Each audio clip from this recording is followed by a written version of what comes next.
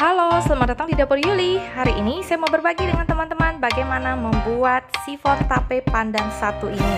Kue yang lembut, spony, dan enak banget, apalagi disukai dengan anak-anak. Nah, sebelum kita mulai baking sifon yang lembut kayak seperti ini, jangan lupa untuk subscribe, like, share, dan juga tekan belnya supaya selalu terima notifikasi resep terbaru dari saya ya. Yuk, langsung aja kita baking. Halo, selamat datang di Dapur Yuli. Apa kabar kalian hari ini? Hari ini saya mau berbagi dengan teman-teman bagaimana saya membuat kue sifon lagi. Ini adalah sifon tape pandan ya. Sifon ini enak banget, empuk banget, dan juga rasanya itu gurih banget di mulut ya. Dan tentu saja ini lembut banget, spony banget. Oke? Nah, apa aja bahan yang kita gunakan untuk membuat sifon tape pandan satu ini? Yuk langsung kita ke bahan. Nah, di sini saya sudah punya bahan-bahan untuk membuat sifon tape pandan. Nah, pertama-tama kita butuh tape. Ini adalah tape singkong sekitar 95 gram yang sudah matang dan agak lembut. Terus saya haluskan seperti ini. Ya, nah ini kita sisihkan dulu. Lalu saya butuh telur, 6 butir telur yang besar. Saya pisah antara kuning dan putihnya. Kalau kalian punya telur yang kecil, kalian boleh timbang. Kuning telurnya itu sekitar 120 gram. Ya, 120 gram kuning telur. Sisanya itu putih telurnya. Jadi 30 kali 6, 180 gram kira-kira putih telurnya. Ya. Nah, di dalam putih telur ini seperti biasa saya sudah kasih 1/4 sendok teh cream of tartar. Ya, atau kalau kalian nggak punya cream of tartar, kalian bisa pakai 1 sendok makan jeruk nipis dan sejumput garam, ya. Nah, di sini saya juga sudah punya 60 ml minyak goreng. Di sini saya punya 65 ml santan kental. Saya pakai kara yang segitiga itu. Lalu di sini saya punya jus pandan asli ya 35 gram ditambah dengan 1/4 sendok teh pasta pandan ya, supaya hijaunya lebih bagus saya pakai pasta pandan. Oke. Nah, lalu di sini saya juga punya gula pasir 90 gram ya. Oke. Nah, lalu saya juga punya tepung terigu di sini. Tepung terigu saya pakai 120 gram tepung terigu protein rendah atau kunci biru yang sudah saya ayak ya. Nah, bahannya ini aja, gampang banget. Kita akan pakai loyang sifon ukuran 20 cm. Ini 20 cm dengan tinggi lebih kurang 10 cm ya. Oke. Nah, caranya gampang seperti biasa. Saya akan pakai whisk untuk bikin adonan pertamanya dulu, baru kita akan bikin marimuinya atau putih telur. Nah, caranya gampang. Kuning telur ini kita kocok sampai bercampur rata semuanya ya.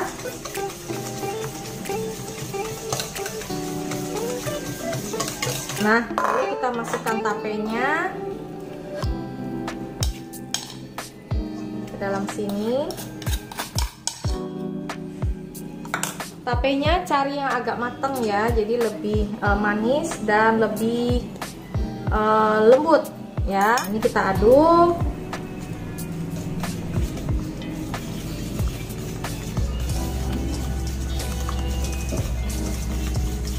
Nah, setelah agak rata seperti ini, dia memang nggak jadinya halus banget karena ada tapenya ini ya, tapi nggak apa-apa. Itu yang bikin enak ya. Nah, lalu kita masukkan santannya. Kalau kalian nggak punya santan, kalian boleh pakai creamer, atau kalau kalian nggak punya creamer juga boleh diganti dengan susu UHT ya, sama aja. Nah, ini saya kasih santannya, tapi kalau pakai santan tuh jadinya lebih gurih ya. Seperti ini.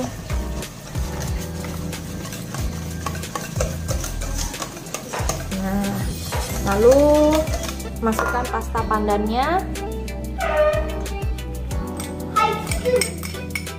Nah, kalau kalian nggak suka pakai pasta pandan, kalian boleh skip, pakai air pandannya aja juga boleh ya. Cuma warnanya nanti nggak sampai hijau banget ya. Nah, saya nggak saranin pakai daun suji karena daun suji itu bisa bikin cepat basi ya. Nah, ini minyak gorengnya saya masukin juga ke dalam sini. Saya aduk lagi sampai dia agak halus ya.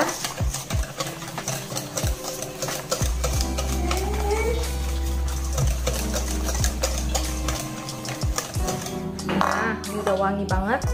Pandan kalau ketemu dengan santan tuh enak banget. Nah, ini saya masukin tepung terigunya. Jangan lupa diayak tepung terigunya ya. Nah, ini kita aduk jadi satu.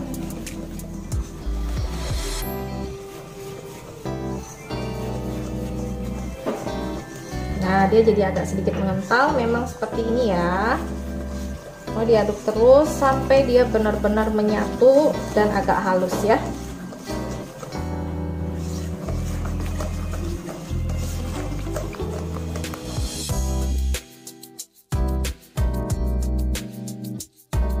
Yummy banget tuh ya, memang nggak terlalu encer dan dia memang kental seperti ini. Nah, ini kita sisihkan dulu. Kita akan bikin maringuenya atau adonan putih telur. Saya akan kocok putih telurnya. Jangan lupa siapkan juga gula pasirnya. Dari kecepatan pertama kedua dulu sampai dia ngembang. Setelah ngembang baru masukin gula pasirnya perlahan-lahan ya. Ini kecepatan 2 atau 3 boleh ya. Jadi kalau udah agak naik boleh dinaikin sampai kecepatan 4 ya. Seperti ini, tungguin sampai ngembang sedikit. Naik kayak gini, naikkan kecepatannya ke kecepatan paling tinggi, lalu masukin gula pasirnya perlahan-lahan ya. Kita akan kocok sampai dia soft stick ke hard stick gitu ya, pokoknya sampai kaku.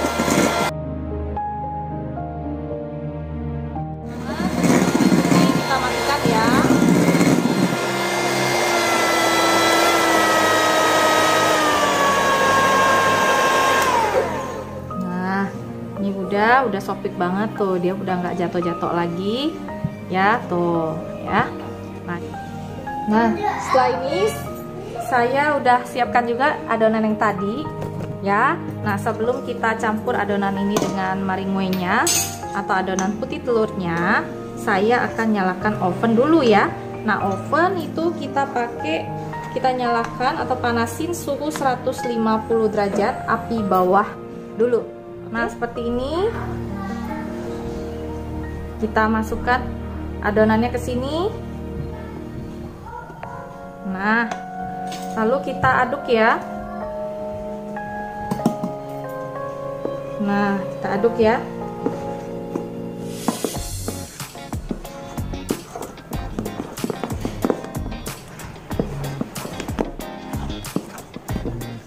Nah, kita aduk sampai rata. Perlahan-lahan ya. Nah, ini kita masukin lagi adonan putih telurnya.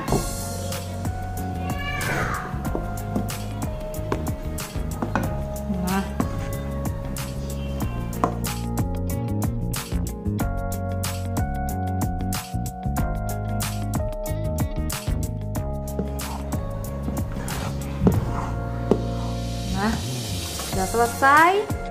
Kita ambil loyangnya, kita taruh kuenya. Jangan sampai ada bagian putih telurnya yang gak keaduk ya.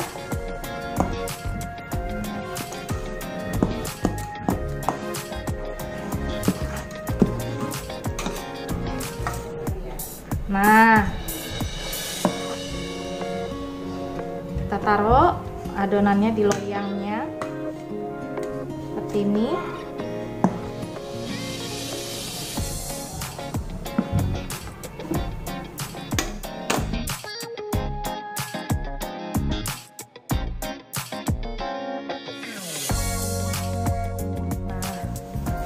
Ini kita ketok-ketok kayak gini sebelum dipanggang supaya dia nggak ada udara di dalamnya, atau kita pakai tusukan sate diputer-puterin kayak gini nih.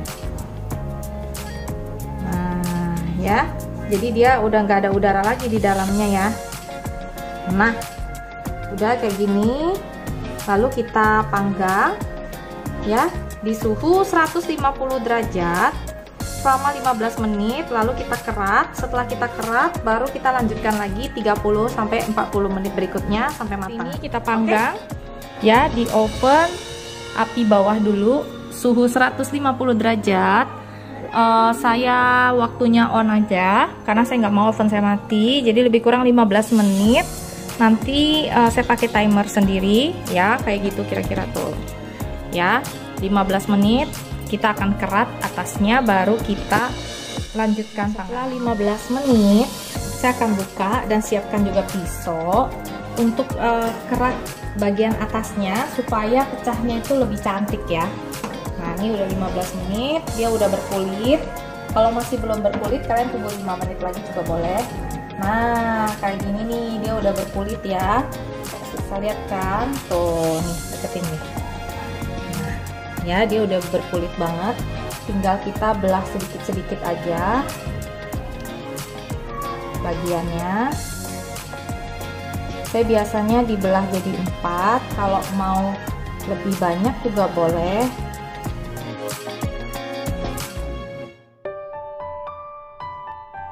Nah saya jadikan 4 aja, saya masukin lagi ya, saya panggang lagi, itu saya timer lagi di suhu yang sama 150 derajat selama lebih kurang 35 menit ya.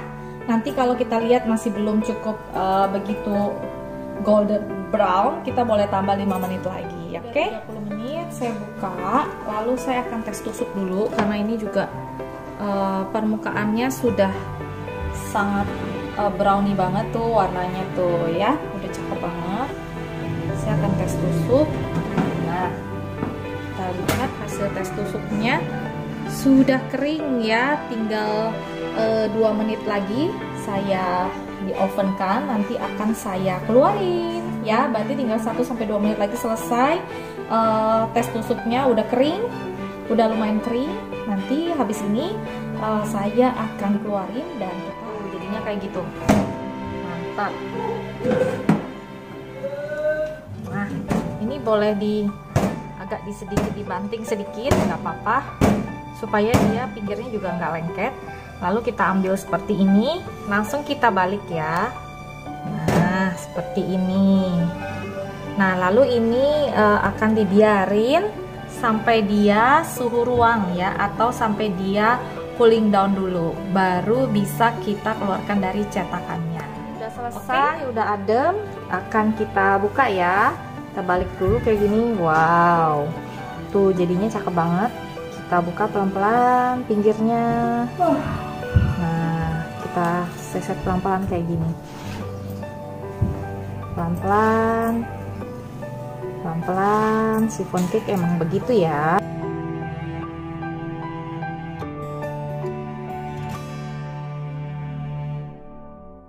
Ini tarik ke atas. Nah, tarang, tuh jadinya rapi deh. Jadi kulit-kulitnya itu memang lepas, nggak apa-apa ya. Memang seperti ini chiffon cake, luarnya memang seperti itu ya, wajar namanya chiffon cake ya, memang seperti ini. Nah kayak gini ya, cakep banget kan.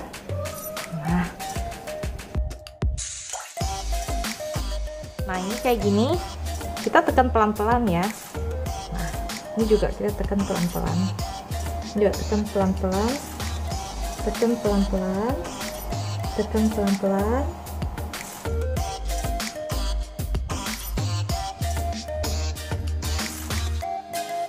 Ya. Nah kayak gini kita balik.